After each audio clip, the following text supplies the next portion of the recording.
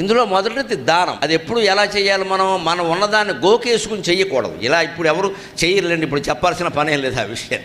కానీ కొంతమంది యొక్క మనస్తత్వం ఎలా ఉంటుందంటే లెక్క చేయకుండా ఇచ్చేస్తారండి. పేరు కోసం, కీర్తి కోసం. లోపల పైకి చెప్పరు, లోపల ఆ కీర్తికాంక్ష ఉంటుంది. దాంట్లో దెబ్బైపోతారు ఒక్కోసారి. తర్వాత పెళ్ళాం బిడ్డలు రోడ్డును పడతారు. ఈ దానాలు ఏమి కాపాడవు. అక్కడ వచ్చి అలా ఉన్నదంతా ఇచ్చేసుకున్నారు, చూసుకోద్దా, ఆడదైనా చెప్పాలి అని ఇంట్లో ఆడాలంటే. అందుకే నేను మొహమాటం లేకుండా చెబుతున్నాను. ఈ రోజుల్లో లెక్క ప్రకారం 10,000 మించి ఎవరికైనా దానం చేస్తే భార్య భర్తకి, భర్త భార్యకి చెప్పవలసిందే. అనుమతి లేకుండా దానాలు చేయడానికి లేదు. వాళ్ళని ఒప్పించి చేయాల్సింది. మనకు అదనంగా ఉందే ఇస్తున్నాం, అంతేగాని ఈ లక్ష్యం మనకి లేకుండా ఇవ్వకూడదని తప్పు. తనకు మాలిన ధర్మం లేదన్నారు, మొదలు చెడ్డ బేరం లేదన్నారు. ఎంత నీతి నిజాయితీ ధర్మం కలిగిన వ్యాపారస్తుడైనా లాభం వేసుకోవడం మానేస్తాడు, కానీ వస్తువుకి నష్టానికి ఎవరు అమ్మరు కదండి. ఎలా అమ్ముతారు? అలా అమ్మకూడదు, వ్యాపార ధర్మం కాదు అది. అందుకని ఎప్పుడు దానం అంటే మనకు అదనంగా ఉంది ఇచ్చాం.